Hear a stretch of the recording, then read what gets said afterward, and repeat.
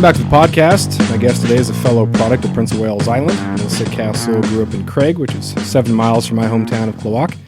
She's now a dental hygienist in Anchorage and just returned from a bison hunt with her and her boyfriend. Thanks for being on here, Melissa. Thanks for having me, Jeff.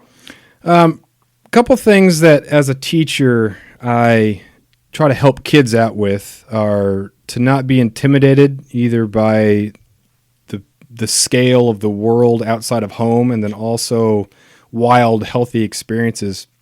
You don't seem to be intimidated by anything. How do you think that happened coming from such a big island, small town? Was that a parenting thing or how did you get to this point? Probably a little mix of my personality and parenting, I have to say. Growing up in a small town, my parents kind of threw me into everything, whether that was have me do all the sports or all the after-school activities and camping and hunting and going in the boat and checking the shrimp pots and crab pots. That was kind of all expected. That was just the everyday normal. And so that really helped kind of open up my world. And when I moved to Anchorage, like I said, that was a normal thing for growing up. I kind of had a bias again. I know a lot of people did in Southeast. Like Anchorage is like not even part of the state because it's just a big city and everything else has kind of like a small town character. Even, Ketchikan was the big city for Prince of Wales people, but Ketchikan only has 10,000. So what's kind of like the sales pitch for Anchorage? It's a big city, but it's Alaska big city. So what are the best things about living there? I thought the same thing. I came up here for school. I wanted to stay in the state, save some money. And the whole time going through school, I played basketball. So my life consumed of basketball and going to school. And I really didn't enjoy the city. And so when I got done and I graduated, I said, I'm going to leave. And before I knew it, I spent a couple months here. And I thought, well, my sister's here. I'll just give it a try. I picked up some skis. I went and bought some backcountry skis, got back into skiing, and started hiking a lot and doing a lot of outdoor activities. And I just fell in love with this place. It has unlimited trails for biking and hiking, and the ocean is right there. I was able to ski in the winter. I found out all these activities that I wasn't able to do growing up not that I couldn't do growing up in Craig, but all these new opportunities I had here, especially being done with school, really drew me in, and I loved all the new things I could do. Yeah, people think that Alaska is kind of this summer wonderland and hunting wonderland, but you can do stuff year-round, and it does seem like certain areas are more conducive to that winter game. Prince of Wales can be a little bit, like you have steelhead fishing, but you don't really have backcountry skiing or snowboarding or access to a lot of that stuff. So what is something that maybe you've picked up that is kind of your like favorite part of living there that you can have as far as winter sports go or winter activities go? Yeah, I have gotten into skiing a little bit more. I did the backcountry ski, and I did that right out of school. I've also done some classic skiing. I've done a little bit of fat tire biking in the last year, and then just some winter trail running and hiking. But I would say my favorite part is the backcountry skiing, being able to basically hike in the winter using your skins, put them on your skis, and hike a mountain. And then the best part, skiing down, not hurting your knees and floating on fresh powder without having to be around a ton of people and not having to pay a ridiculous amount for the resort. So I'd say backcountry skiing was probably the favorite winter activity I've gotten myself into since I've been up here. After doing backcountry skiing and putting the skins on to be able to navigate and then taking them off to go down, I thought, why does anybody ever snowshoe, ever? Right? It's really not that fun. If you just want to torture yourself, then do that. But man, whoever invented the skins, that's unbelievable. It's beyond game changer. It's genius, except for you ask my dad after the bison hunt, of course. He's still not a huge fan of the backcountry skis, but yeah, I completely agree. Like I said, once I got into backcountry skiing, there was no turning back for me. It was like the perfect way I could still hike in the winter and then have an awesome time coming down. Yeah, I noticed in your long list of things that you like to do that was not there, and I wanted to make sure that I drew attention to that. Yeah, no, it is. How far is a lot of this stuff from Anchorage? Some people will look at or say it's centrally located, which means that you're actually nowhere and you have to drive hours and hours to get to anywhere cool. But how far is a drive to something that's pretty cool outside of Anchorage? I think it's all in perspective here. I live on the east side of town, so I'm not by some of the typical attractions of Anchorage, like the Coastal Trail downtown or maybe Flat Top. Those are probably 25-minute drives from my house, but I have the dog park right here, and I have across the street, I have a trail that is really quiet, and it's about 15 minutes from my house. And I did it this morning, and nobody was on the trail. I can typically get up and down the mountain in an hour and 15 minutes with my dog. So it just totally depends on what you're trying to do. I can go backcountry skiing in Arctic Valley, which is about 25-minute drive, and then also go down south towards the Kenai Peninsula and go backcountry skiing down there. And that's the closest place is probably for me about an hour drive down there. So lots of options. You just kind of gotta pick your direction, I guess. Mm-hmm. Yeah, there were a couple mountains in our backyards on Prince of Wales, but it was a little different going up Sunahay. Those mountains up there, are you going through much timber? It looks like it's fairly bare, so you get a pretty nice view the entire way. Yeah, there are usually some trees in the beginning of the hikes, but you can get out of it pretty quickly. And that's kind of one of the reasons I do love the hiking up here, because I can do it by myself because of the being able to see quite a bit, in the summertime and not having to worry a ton about, you still have to worry about bears, of course, but being able to see really does help, being able to hike by yourself. Yeah. Did you have to transition a little bit to being more worried about bears? Because just having black bears on Prince of Wales, we don't worry as much about those, whereas you got the real ones up there. Was that an adjustment? Yes, it wasn't actually, unfortunately, until I want to say 3 or 4 years ago. I was pretty naive. I would just go on the trails without bear spray. I had a dog, and she howls and barks sometimes. So I was like, yeah, I'm fine. And like you said, growing up from Southeast, you see a black bear, they run from you. It's never really an issue. And then a couple years ago, it was kind of hit close home when there was a kid that died on a race on a mountain that I hike all the time here in Anchorage, called Bird Ridge, and a 16-year-old killed by a black bear. So a couple instances that happened that I was like, you got to protect yourself. So now I carry a gun, and I have bear spray, and I'm a lot more aware. I don't wear my headphones. So just something that you definitely have to change your mindset coming from Southeast up here. It's different. Yeah. What type of gun do you take? I just got a 45 Kimber that I'm going to start packing. Before that was having just bear spray, and then I had a 38 special that it wasn't a big enough gun, but I just had it for a little bit of comfort. And I would usually have my bear spray as well, but I just got a 45 Kimber that I'll be packing around. Nice. A buddy of mine that hunts up in Fairbanks, he says like the 45 is really good, but he also likes a 10 millimeter because you have more shots. And so if the thing is coming at you, you're going to have more opportunity to kind of have those throwaway shots and kind of hone in where you're shooting. So that confidence. Hopefully you never have to use it, of course. But yeah, those things are important to keep in mind. I agree completely. And it's kind of tough because you look at one study and it says this, and then you look at another study and it says bear spray is more effective, and then another study says this. So it is kind of hard to kind of navigate through that. And I've gone through bushes and stuff where I felt uncomfortable and I was hearing stuff, so I pulled that out or had my bear spray ready. But I've actually been out of school since 2016, but I've been in Anchorage since 2012.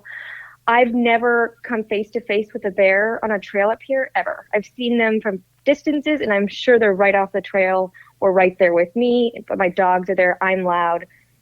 So fortunately, I haven't had any issues myself. Yeah. Yeah, it's just part of life, but you want to be prepared for it. You don't want to be naive, but it's part of it. Yeah. Yeah. So speaking of unique experiences, your boyfriend works in Whittier or lives in Whittier? So he works and lives there Monday through Thursday, and then is back in town for the weekend. This is a newer job for him, so he is getting to experience the Whittier weather and living style of being down there. He works for Linden, the shipping company. Okay. So working, unloading the barges and bringing all the freight, putting it on the railroad and stuff, bringing it all into Anchorage. So, yeah.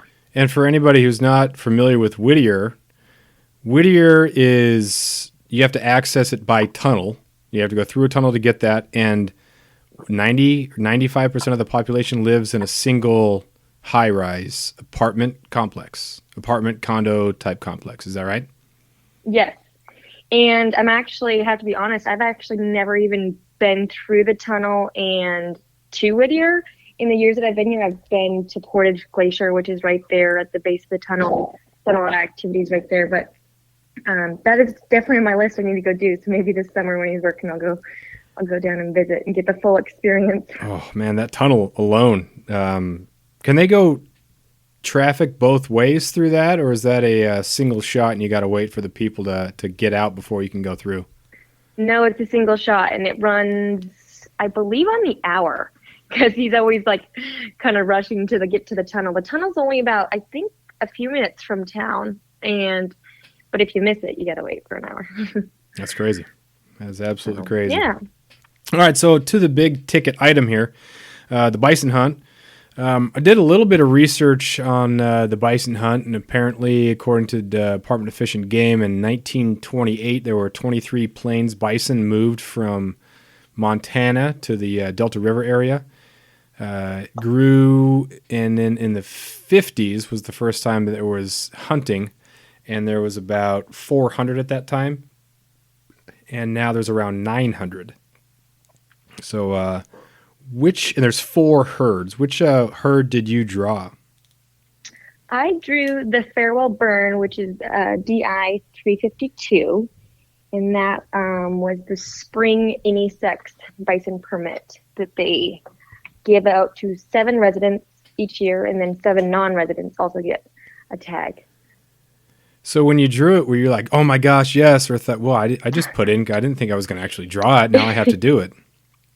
Well, yeah, I love the mountains. I'm a big mountain hunter. I was hoping for a sheep, and when I found out I had a tag, my boss came in and was like, you got 352, and I was like, I don't know which one that was. I know it's not a sheep tag.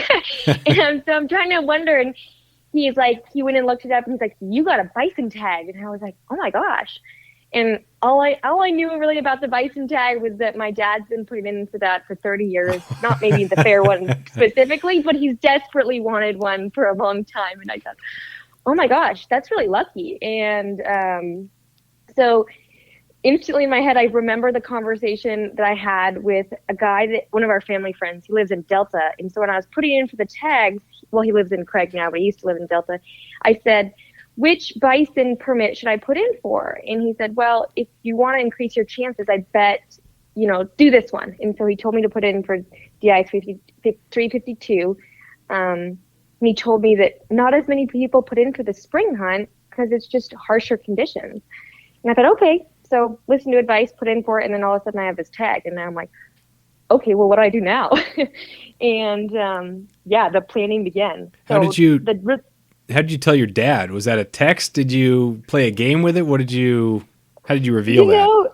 It was a text because I was at work that day, and we always know when the texts come out, so there's always a family thread going. And I think my brother-in-law and I were the first to look, and so somebody in the family group said, Melissa got a bison, and I can't remember specifically what he said, but of course a little jealous, but also very excited because he knew he was coming. Yeah, that's for sure. I'll pack my bags. Exactly. So what then went into the planning? You said that you did a lot of the planning. What was the first round, and how did that develop? Yeah, so the first kind of set of questions was like, okay, well, now we got to do some research. We got to think about how I want to do this. The spring travel and is going to be one of the main things. So whether that was going to be snow machines or skis or snowshoes were kind of the main things we knew that were going to be an issue. And then whether we wanted to do the option for a snow machine was you could snow machine in from Willow or Petersville. But I knew that that. I don't have a ton of snow machine experience. My dad does, but I'm up near Anchorage. We don't have one. So that was kind of out of the question right away unless we rented them, but it was still on the back burner. And then we talked to some people my parents knew. My dad actually went to college with the guy that ended up we hired to be our pilot and our guide. And we called him, talked to him, and I got a bunch of information out of him. His name is Rob Jones. He's a guide out there in Farewell and does moose, does sheep, does bison. So he was kind of our first point of contact, and it worked out from there. So what did that take? Like, what was that first phase of planning? How long was that?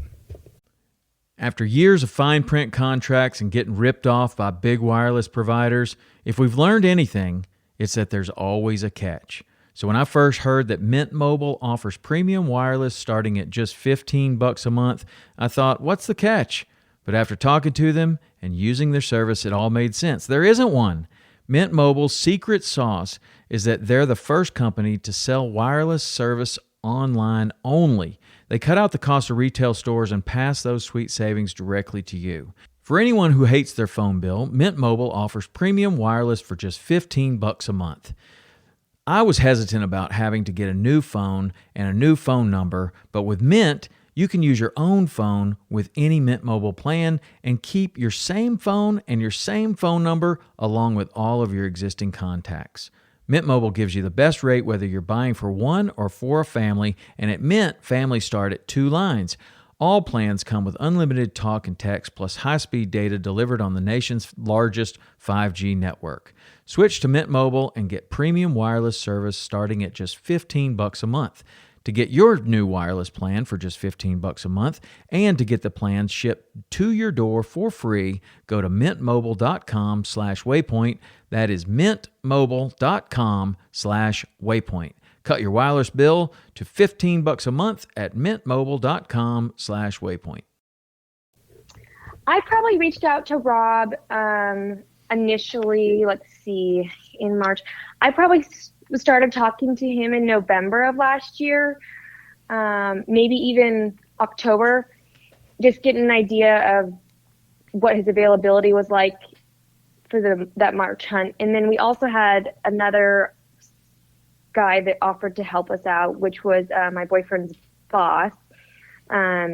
He had a place out in Post Lake on the Post River, which is north into the mountains of where the Roan Roadhouse is, or Farewell, but it wasn't.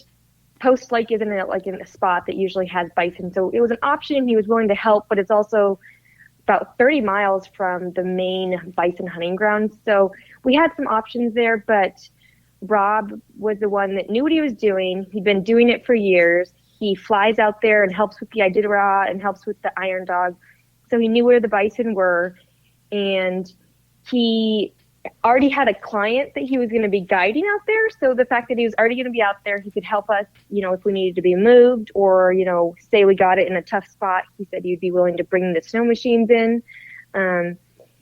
So Rob, like I said, he kind of just made it full circle. And so we decided to hire him as our pilot there and as our guide, but we were kind of self-guiding ourselves. Mm-hmm.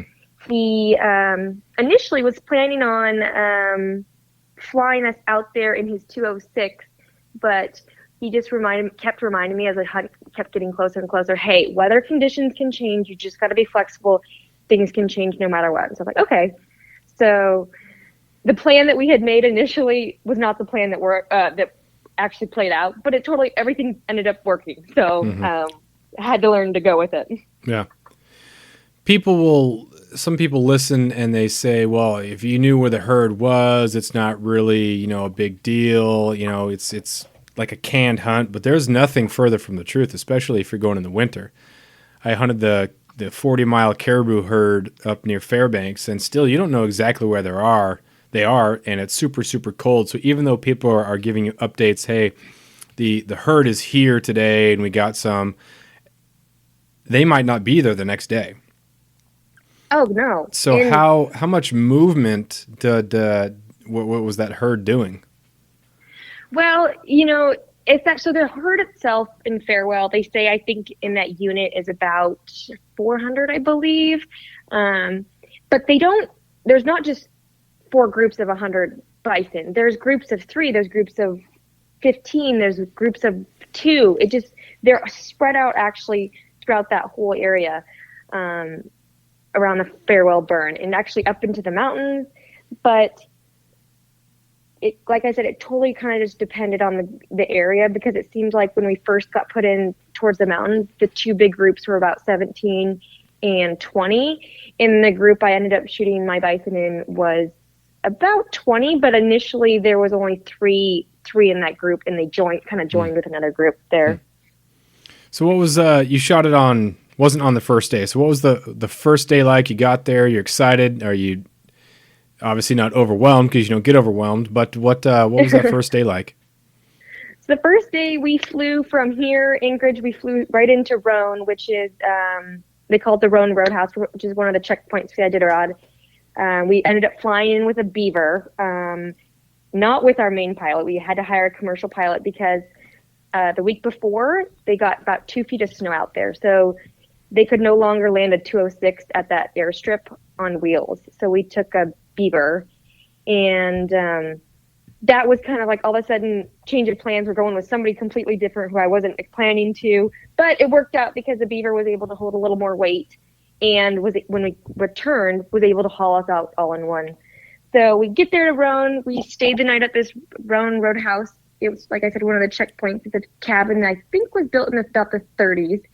And it was super old, tons of history. It was awesome. The Iditarod Trail was right there. A week before, all these mushers had just gotten by. And about a couple of days before we arrived, all the trail sweepers and people were just wrapping up. So it was really cool to spend our first night out there at a cabin.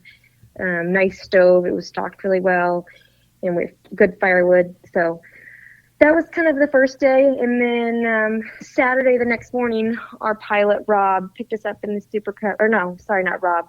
One of his pilots that flies for him named John, he picked us up in his Super Cub. And he's like, who's the shooter? Who's got the permit? And I was like, I do. And then he was like, oh, well, you're going first. And I was like, oh, crap. I have to make the decision of where we're landing.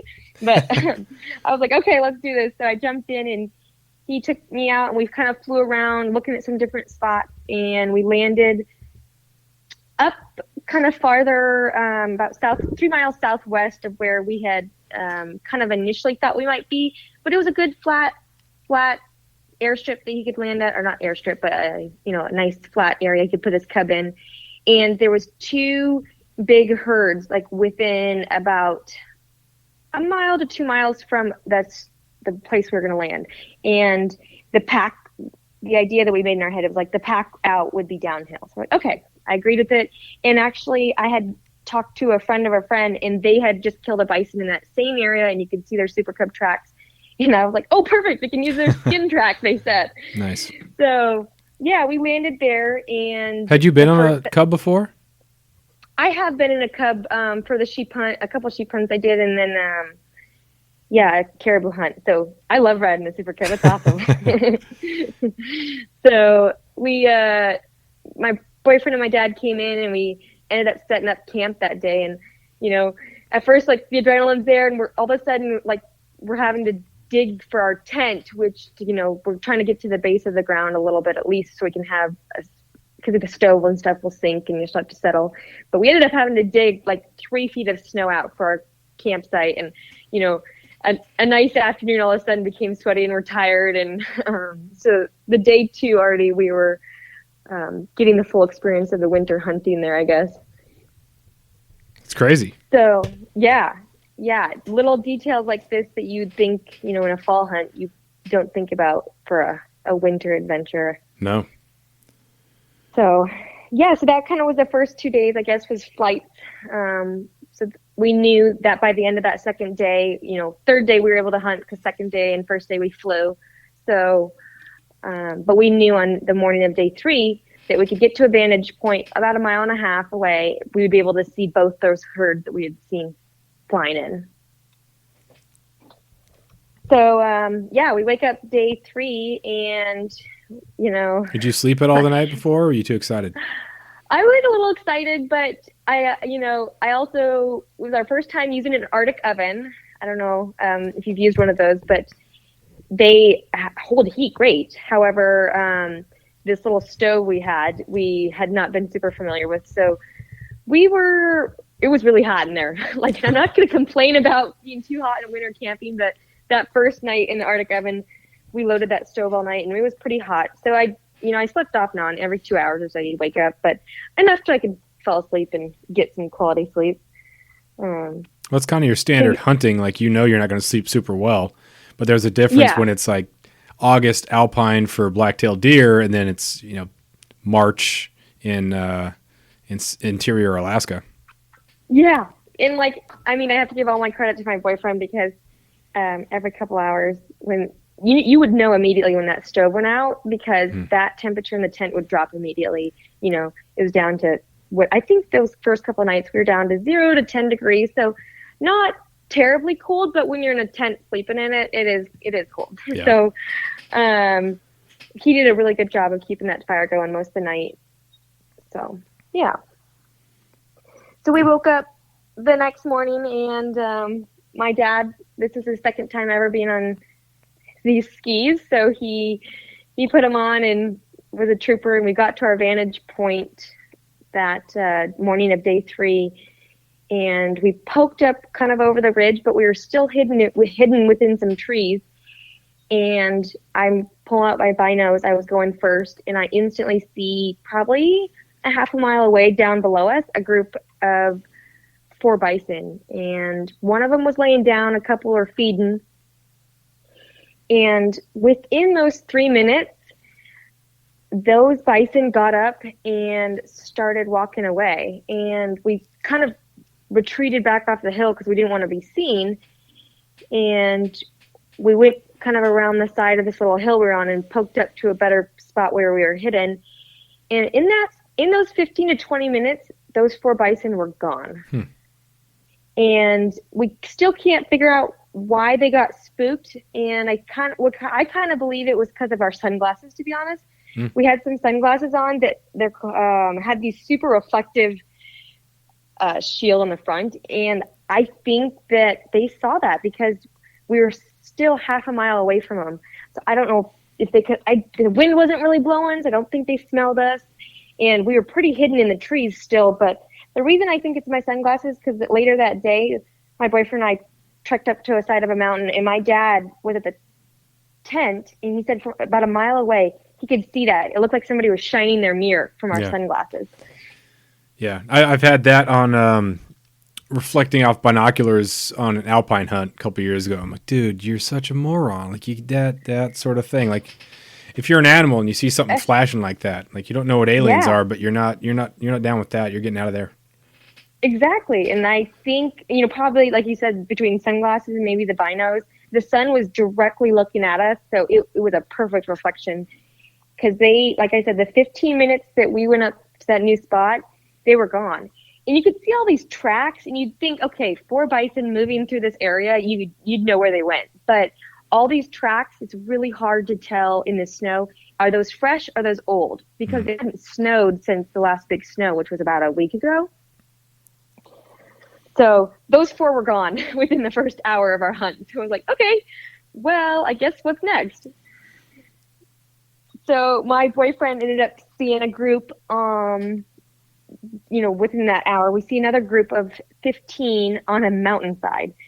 And we're like, why the heck are they so high up? They, this is a spot that you would typically see a sheep. And there was 2 below them, so there was basically a group of 17, but the 2 were pretty far away, so we couldn't really tell if they were part of that group or not. But at this point, it was in the afternoon, and we're like, it's too, I don't think it's too late in the afternoon to make a stalk on them. We'll check on them tomorrow, because we're still a mile and a half from the tent now, and then those bison that are on the hillside are still about another mile and a half. So we're looking at 3 miles from camp, which is pretty tough for winter conditions in a bison. So a buddy of mine was talking about the reason and this is, Fairbanks, so it doesn't mean that it's at all, it made sense for at least there. is that it's so much more wind swept up top that you don't have as much accumulation of snow, and so they're able to move a lot more, and they're able to find the lichen. I don't know if that'd be the same for the bison, but it's just a lot fewer calories that you have to burn through going around through that deeper snow, lower in those saddles and in between. But was it a little bit more bare up there? Was there a ton of snow in some of these little areas? That totally makes sense. And we were wondering maybe since it just had snowed the week before, it had snowed that whatever, I think almost 2 feet, that maybe it pushed them up to those areas where they were more windswept. And you could tell that they had been there because they were pawing and there was big tracks that they were getting down to the ground. So I'm sure that was most of why they were up there, because of the being able to get to food. Another thing that we probably thought that pushed them up a little bit higher that we found out later was the wolves that we heard the first night and second night there. And we heard 2 different groups actually. So I think it was between day 1 and day 2 is when, we skinned to a vantage point, and the next day that we we ended up putting a stalk on this group of 17. That morning we went up and saw wolf tracks right in our skin tracks. So they had been there the night before using our trail. So that was not to our advantage either. Yeah. So did you have anything in mind? You said it was an either sex hunt, but were you just looking for any sort of bison? I can't really tell the difference in a lot of these. You can clearly count the amount of points on a black-tailed deer, or look at the size of a caribou or a mule deer or something like that. But what were you looking for as far as buffalo? Or were you picking through it all, or you just wanted a shot? I wanted preferably to get a male. The high chance that the females were going to be pregnant this time of year is, that was a factor there. Mm-hmm. So I wanted to get kind of a middle-aged bull there. But when you start getting into 5-6 days into this hunt, I'm like, you know what? I think I'm going to take my opportunity and not be choosy here. Yeah. Well, especially if the hunt is open for either sex, that means the biologists have said, okay, it doesn't really matter. Either way, it's going to be fine. That caribou hunt, in some areas, that the reason why they're opening it when they do and for either sex is because the herd might not be able to have the food it needs to survive in the area. So, people say as soon as you, open it up to female animals that, it's mismanagement, but I trust the biologists know what they're doing. Yeah. Yeah. And, they did say in the little packet they send you, they do say we prefer a male, right? But it like you said, that they said any sex, so that kind of takes a little bit of the pressure off, because like you said, it is hard to tell when you're out there in the field, the male or the female. And I have zero bison hunting experience besides the research I've done. I haven't looked in the binos at bison very much, so it was a little tricky out there, I'll be honest with that. Yeah, which has to figure into the amount of tags they allow, because if they know that people are going there and might shoot a female, they're going to weigh that in to where, okay, well, what if everybody shoots females? Is that going to totally devastate the herd? They're not going to allow that to happen, and so they will probably regulate the amount of people who can go hunt that. The mountain goat hunting behind Ketchikan is the same way. You can shoot either, but it's preferred that it's a billy. But they take into consideration, okay, if people shoot nannies, let's make sure that we don't decimate the population by having, 6 people all make the mistake of shooting a nanny, and then all of a sudden we don't have a population anymore. Yeah. Yeah.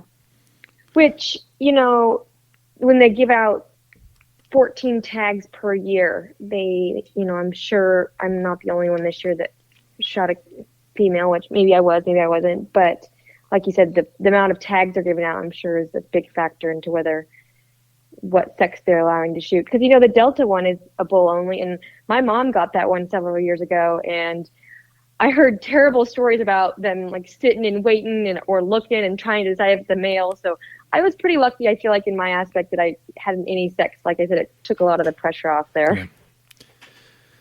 So back to the hunt. What happened next?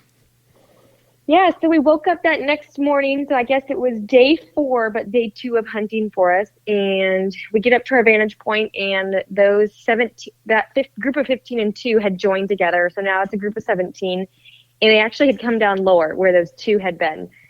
And they came down low enough to where we're like, okay, this is doable now. They're not on the top of a mountain. So my dad still wasn't in love with this idea that he's like, this is just the way that they're positioned really puts us in a vulnerable spot for us to be seen. And I'm not sure if we can pull this off. But at this point, we'd been at our vantage point, a couple of, maybe an hour or two that morning, and we hadn't seen anything else. Those 4 that we spooked the day before were nowhere to be seen. That additional group that we had seen flying in was not there that we had thought we'd seen. So we're like, well, let's try to make a move on this. So we skin down and start making a new track. We leave our sleds because we're carrying behind we had some glacier travel sleds my boyfriend put together, and bright orange neon things, and they worked great, but they were loud. So we ended up leaving those just to produce being seen and being heard. We left those. We put on our whites. We got those white painter suits from Lowe's, put those on, and started trekking across this field. As we're going across the field, we're below them, but we saw about 3 bison in that herd had some visibility of us, but they're standing up and feeding. So we kind of thought, well, if they're feeding, we can move on. So we're about halfway across this field, and I'm looking up, and I thought those 3, there looks like a couple of them have laid down. So we look in the binos, and sure enough, it looks like a group of sheep. Like 1 is laying down, or no, 2 are laying down, looking over the edge, staring right kind of down into this field. And we still had a couple of most of them were feeding, and then the rest of the herd we couldn't see. So we're kind of stuck out in the middle now, and we're trying to decide what to do. So we said, well, we just got to get to these willows, and then we can work our way underneath them, and we'll be out of sight within like 15 minutes. So we really slowly, we kind of work our way through these willows and really trying to be slow and get out of sight within 15 minutes. So now we're underneath them, and we start trekking up the hill. We get to a point on the hill where we know we're probably within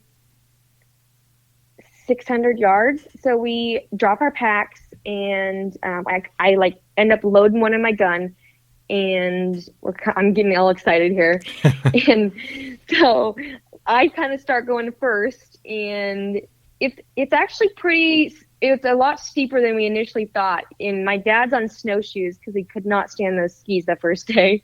So he was sinking in pretty hard, but setting a skin track while I'm trying to carry my gun and also like trying to be slow and looking in front of me, it was just kind of tricky. So we probably go in another 200 yards, and then so like I said, I think we're probably within 300 now. My dad gets up to me and he's like, okay, go up to this little ledge here with the rangefinder and poke your head over the edge and see if you see them.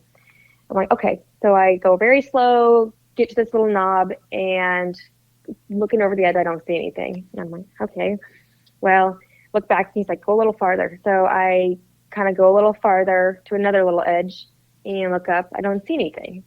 And so I wave them. They come up behind me, and he catches up and he's like, okay, go another little farther. So all of a sudden, I'm like at the top of this mountain, and I'm army crawling, and I realize that I'm at the top because I'm army crawling through fresh bison poop. And I'm like, they're Perfect. not here, but they were here. So I'm like, shoot. And I kind of slowly make my way up and looking around, and finally I get to the top, and I'm like, Dad, they're gone. So we're kind of careful, and we're looking around the edges, and we spend the next hour and a half looking all over. We get to the highest point that we're going to be at during this whole trip. I don't know how many feet we were up, but we could see miles and miles in every direction. And those 17 bison were completely gone. They must have seen us cross that field. They got spooked. And we later found out when we flew out that they ended up going 4 ridges over. Wow. they were gone. So I wasn't bummed out. I mean, a little bit bummed out, but I was like, you know what? It's not my bison. It wasn't meant to be. The pack out would have been crazy anyway. So we'll just chalk this one up.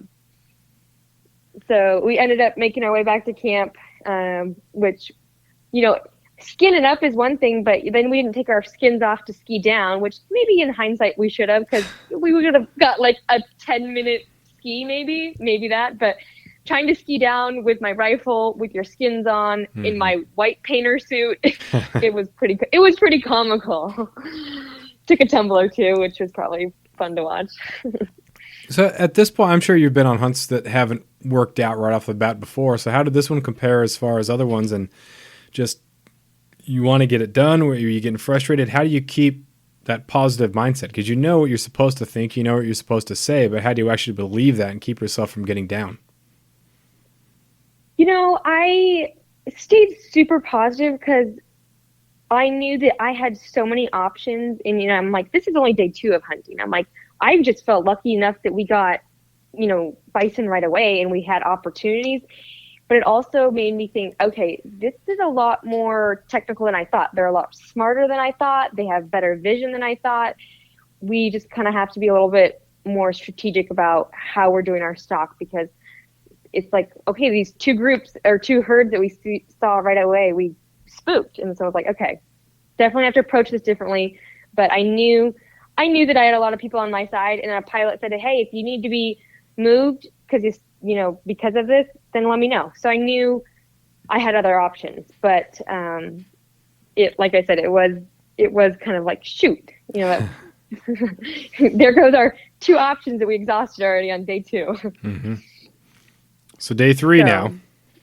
Yeah. So day 3, we talked to the pilot. I said, hey, we exhausted these 2 options right here. I think we're going to think about moving. And then I kind of wanted to get his opinion because the weather, and we also really were not too thrilled about that area because of the wolves we heard those 2 nights, one on one side of us and then another group on the other side. And we're like, well, these bison right here are pretty jumpy, being spooked and stuff. So, and the fact that the hunters the week before had been in there. So like, I wonder if these bison are just kind of really on alert here. So I talked to the pilot. Sounds like the weather was going to change. And he said, well, I'll get you out tomorrow if you want to be moved. So I talked to the guys and was like, I think we should move, because even if we get it back up to our vantage point, you see some bison, we're still looking at like a 3 or 4 mile pack of a bison, which is going to be a lot. So yeah. So we end up getting picked up in the Super Cub. I sent my dad first this time because he was complaining about sheep hunting for a bison. And the pilot comes back and gets us, and we went back towards where we originally came from, and we got put by what's called Egypt Mountain. It's one of the I guess icons of that, the north end of the Alaska range. So any of those Iditarod mushers are going right through this place called Egypt Mountain. And if you talk to most hunters that have done this bison hunt, a lot of them hang out right here. And one of the reasons I believe we didn't initially go here is they just had the Iditarod. So there's a lot of activity going on right there the week before. So we land and we're on a lake, and we get the tent set up. Way easier to set up a tent on a lake than digging 3 feet down to the tundra. Yeah. And the guys are getting firewood, and it's about 5:30 or 6. And I said, hey, before it gets too dark, I want to get a little bit of elevation to see our options for the morning. So my boyfriend and I put on some snowshoes, which it was the first time I'd done that trip, and start hiking through the Farewell Burn in snowshoes. And I was like, this sucks. This sucks. And so, but we ended up getting up probably about 20, 25 minutes up, got some elevation, and saw a group of 5 bison about 1.5 miles from us, but it's pretty flat. And part of the trail we could get to them would be on the Iditarod Trail. And then I saw, a lake that we could use. So we go back to the tent, kind of put those to bed. We were all paranoid and like, wait, can they see us? We're definitely worried about being seen at this point. And, the wind was actually blowing super hard through there. And We were actually even worried maybe about our, fire stove being an issue, but it wasn't. So then we wake up. So I guess this is day 3 of hunting, but day five for us.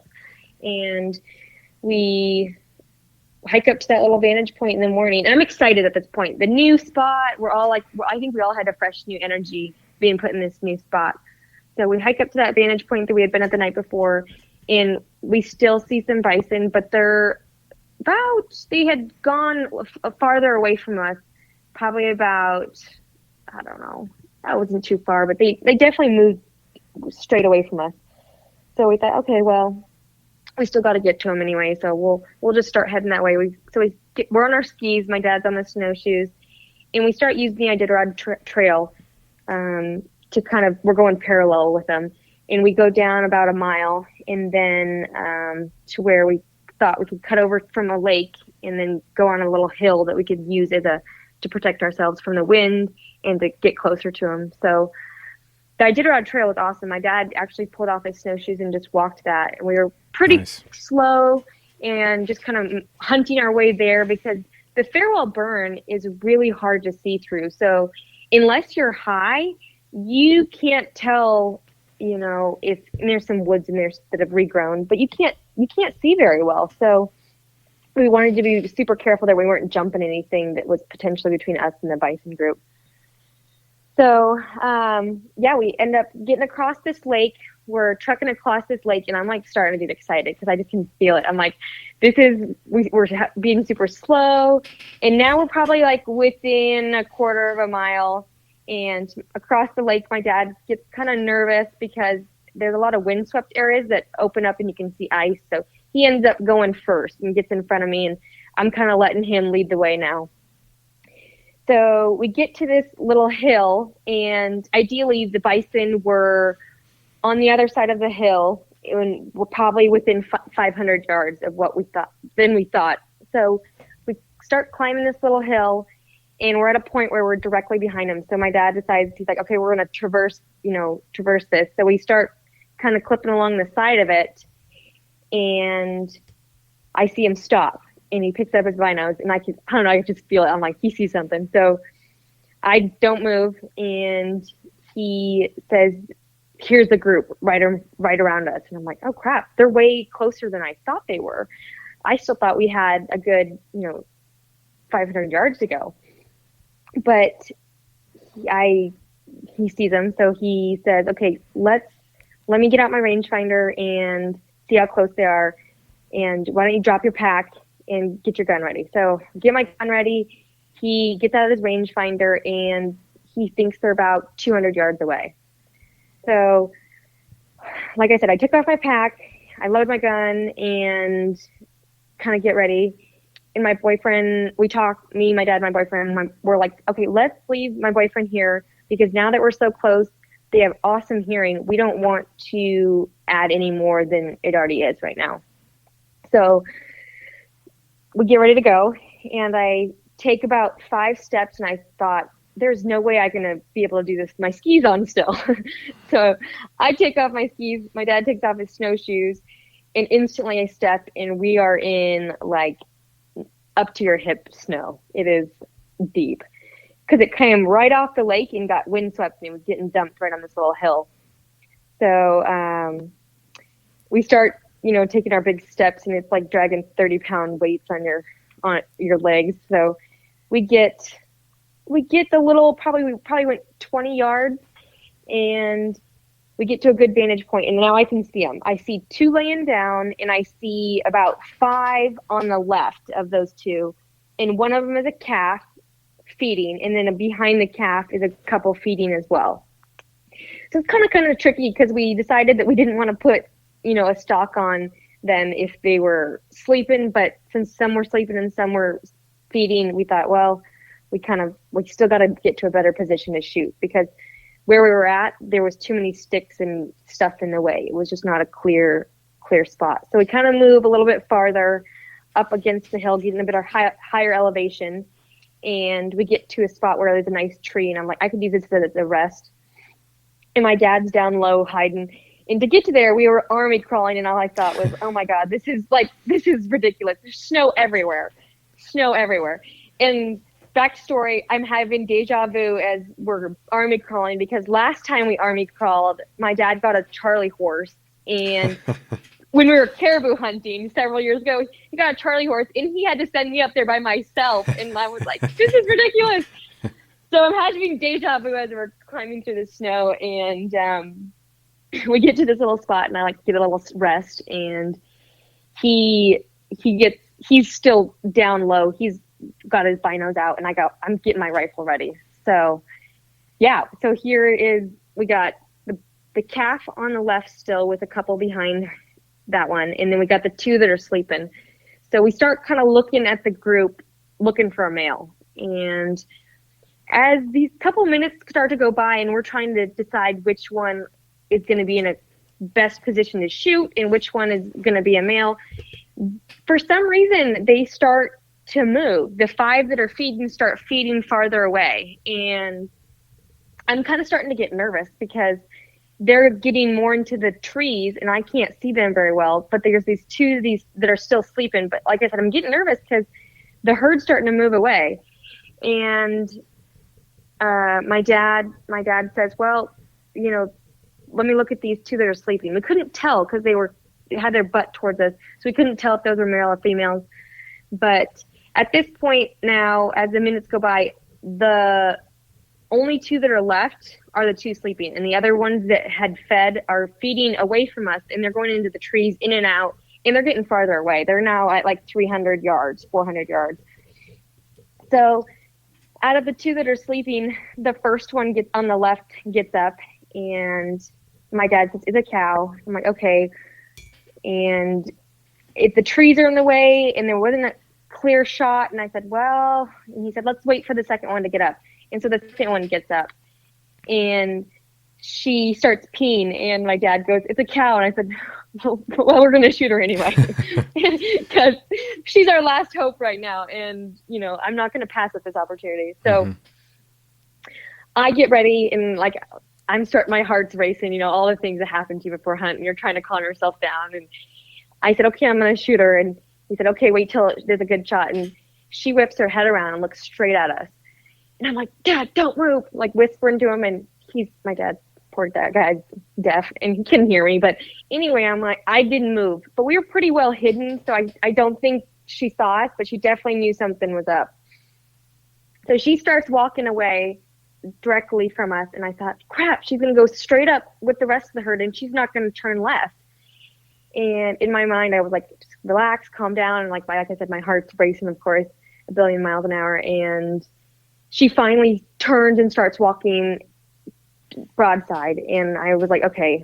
And she stops, and she's in the brush. And my dad, and I said, should I? And he's like, no, wait, that's not a good shot. You want a better shot. I'm like, yep, you're right. Don't get anxious. And so she walks a little farther, and I waited till she stopped, and she stopped. And I was going to count down to myself from 3, but my crosshairs were so steady right behind her elbow. And I just everything went out the window, and I pulled that trigger. I felt so good about Perfect. it. And she kind of humped up, did her thing, and I shot. She took about 3 steps. She went straight down. Nice. And like I said, it was just all happened so quickly. And then as soon as that happened, the herd emerged from the trees, and there was all of a sudden, we thought that there was only 5, but there was, I guess, they were about a group of 20. Went up on the hill, and he said, don't move, don't expose yourself, because that's one of the things, you don't want to expose yourself. They won't run if they don't see anything and they don't see your threat. So we stayed put, and we kept watching, and she didn't get up. She was down, and the rest of the group, with about 3 minutes, over the next 3 minutes, just kind of moseyed their way on and disappeared over that other hill. And then I finally turned to my dad. I was like, we just shot a bison. And I was shaking. I was so excited, and I started crying actually. And I think after, my dad was still kind of on alert, wait, we're not done quite yet. I just want to make sure. And so then it took about a minute, and he was finally like, okay, we're good. Awesome. So yeah, like I said, it was that 15 minutes was will forever be in my mind. It was amazing. And like the fact that I got to do it with my dad, it all came together, like a year and a half of prepping, and it all came together, and it like felt so incredible. That's awesome. So then, Yeah. The most cliche thing that everybody says is, well, now the work starts. So yeah. How far was that trek back? How long did it take to take it apart? And then how much meat did you get? Yeah. So we went down and started field dressing her. And actually, mind you, like I had a headache. The adrenaline pump was so real that I had a burning headache, but I didn't care. I was like on cloud nine. So we get down to her and we ended up start field dressing her. We got a hind quarter and a quarter off of her. And then my dad said, well, why don't you guys go back to the Iditarod Trail and get our sleds? Because we ended up leaving our sleds back on the Iditarod Trail, like I said, because they're just loud and more movement to be caught. So my boyfriend loads up the hind quarter. I load up the front quarter, and I take my gun and kind of anything extra I can kind of pack in there. And we start breaking a new skin track towards that lake we had crossed because we wanted the shortest route. And that was probably the hardest part of the pack out, was setting that new skin track with that much weight on your back, because you were just sinking through. Mm-hmm. And remind you that we're in the burn. So, one tree's laying down, another tree's laying down, and you're sinking in between them or you're on top of them. Every step is new. It's kind of a nightmare to walk through. But that's probably from the kill site to the lake is probably only 20 minutes. And then we cross the lake, and then we're right at the Iditarod Trail. And then we use the Iditarod Trail to get back to camp. Not camp. Yeah, we went to camp that trip and hung the meat up, grabbed the sled, emptied our packs, and headed back to the kill site. And that took us about an hour and a half, an hour and 45 to do that trip. And we got back. My dad had got to work. He had the other hind quarter and the other shoulder off. He had the back straps and the tenderloin, the neck meat off. He had the hide laid out, and he was working on the skull. So he like I said, went to work and had a lot of it done. So we got back, and like I said, we finished trimming up, getting the neck meat all figured out, and we loaded up the sleds. Had 3 sleds, and we took the ribs out with the bone in, and 3 full sleds we attached. We're able to get out that last load all in one load. And it was actually those sleds were a lot easier to do than the weight on the back. The resistance once we had that skin track set and we had already skied back on it, it kind of had a nice pull to it. So it wasn't bad at all. But I'd say from kill site to camp was about 1.5 miles. So yeah, we did that last pack out when we had full sleds, and we were crossing that lake and the wind is blowing, and all the reasons for like this to be like, oh, this weather sucks, but like we had a bison in our back, so I didn't care. It was like great. Yeah. And the last probably 15 minutes were pretty tough to get from the Iditarod Trail back down to where we had our tent, because like I said, all those little sticks and parts of the burn really started to hang up on a sled that was weighing like 80, 90 pounds or whatever they ended up weighing. But we had shepherd's pie and backstrap. It was delicious. That's awesome. What have you done with a lot of the other meat? So we brought that meat back and processed it all ourselves. We ended up probably having, I'd say, 350 pounds of meat, maybe a little more. She actually wasn't that big. She was a middle-aged cow. I think about 6. But we brought the meat home.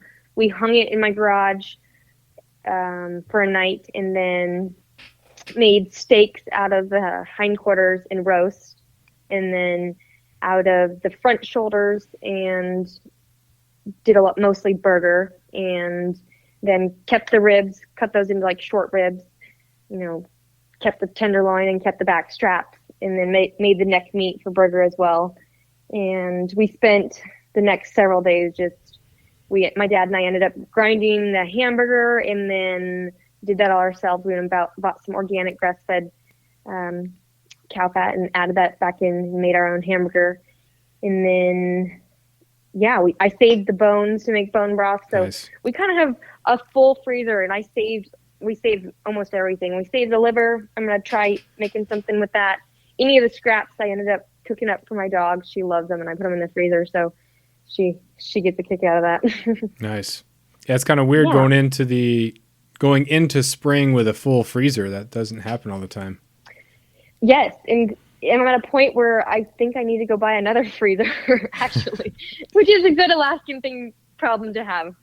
It's so good. I hate when I have to go back to the store and buy beef. You know, I'm pretty much out of deer, but getting a caribou, it's nice to have just that meat, you know, and did some sausage. Have you done sausage with anything?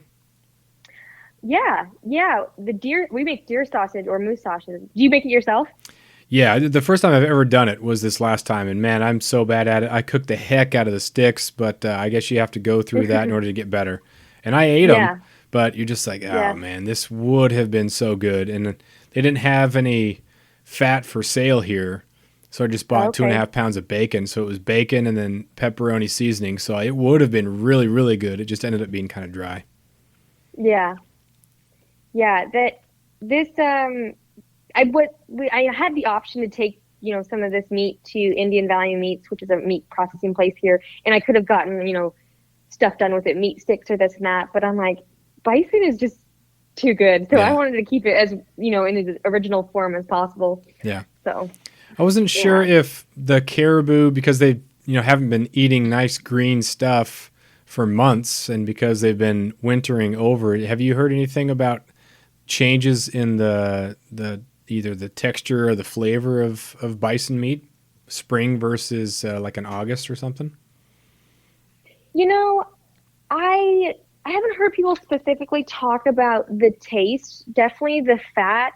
This female was not fat at all, and she ended up not being pregnant, but I can imagine they may taste a little better in the fall if they have more fat. I'm not quite sure. I haven't heard too much on that, but you know, I also don't know too much different because I tasted it. I'm like, this tastes great. It has no game flavor at all. It's, like I said, it tastes like a beef. Yeah, I kind of prepared myself for that, but when I ate it, it was great. Just ground caribou. I'm like, oh, this is all the fears that I had. There's nothing to worry about there. And I bet the bison was the same way. That's just such a quality meat that it doesn't matter. Yeah, and they, like I said, the fact that she had no fat kind of had me worried for a second, and the fat was yellow, which I didn't know going in. But all bison fat is yellow apparently. That's weird. So we like skin her open, and it's this bright kind of like not neon, but really bright yellow. And I thought, uh-oh, what's going on here? But our guide was like, no, that's normal. So. Like I said, she tasted great, and then we ended up already trying the burger that we made, and that was very excellent. Awesome. Well, what's next? Did you put in for anything else, or are you gonna? What's next in your hunting? I talked my dad into one more sheep hunt. He's 63, and it about shattered my heart when he told me his mountain hunting days were over last Christmas, and so, or last Thanksgiving, I think. So I talked him into doing one more with me. So August 20th, we're going to do a late sheep season hunt here in the Alaska Range, and we'll see what we can find. We've been on one together so far, and which sheep hunting is. I don't know if you've done any sheep hunting, but I have not. No. It's definitely like the fact that the restrictions on it being a legal ram really, really makes the hunt a lot more difficult than, you know, your average mountain hunt. So anyway, my dad and I have not been on a sheep hunt where we've seen a legal one yet. So I'm hoping that we can make something happen this fall. We'll see.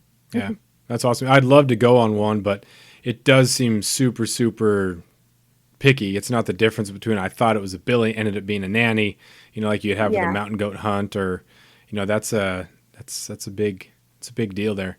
They talk about some people count the rings. I just think, I don't know how you'd be able to count the rings, man. Like, you got to be an absolute pro. And even like some of the seasoned guides are like, dude, don't count the rings, man. Just look for full curl. Don't guess wrong on those. But I know you get some of that country. That country is just unbelievable. Oh man, and that's why I love sheep hunting. And I went on a goat hunt last year, so any mountain hunting I actually am just in love with. It's awesome. But back to your ring counting, last season I went sheep hunting with a friend of mine, and we spent a couple hours behind the glass at 300 yards counting rings. And it was funny because going into the trip, I said to him, I said, one thing I have not prepared myself well is for counting rings. He's like, oh, we're not counting rings because if we're at that point, that's just too risky. Yeah. Well, but then you catch yourself when there's no other options that are almost legal. We sat behind that glass and we just could not make that ram legal. And so like I said, these sheep hunts keep getting a little bit closer and closer. So I'm hoping my dad and I can produce this year. Awesome. That'd be cool. Yeah. Well, thanks for taking some time out of your day to talk to us over. Yeah. This is an awesome hunt. And I think I put in for, I don't know which one I put in because I was sure I wasn't going to draw it. So I better be, maybe it'll be some Prince of Wales Island luck, and I'll draw it one of these years. I'll probably end up having to wait in 30 years like your dad. Well, go put in for D1 352 because there's one less person. I won't be able to put in for that for 10 years. Okay. Any bison hunt for the next 10 years. But if you ever get that winter one, let me know because, like I said, there's a lot of logistics to it, but it's totally worth it and totally doable. Awesome. Well, thanks again. Really appreciate it, and have fun up there in the real Alaska. While down south here, we're just still getting cold rain. We're supposed to be getting warm rain, but it's all cold and had a little snow a couple days ago. It's ridiculous. Well, don't worry. We're getting all the snow up here for you still, up high. Yeah, well, that's the further north in Alaska. You guys, that's what you guys get. The southeast, we're more like a little more of that Seattle stuff. We should be coming out of winter a little bit faster, but whatever. Alaskans complaining about the winter. They don't get much sympathy. No. We signed up for this. Exactly. Gladly. Yeah. All right. Take care. Thank you. All right. Yes, thanks, Jeff.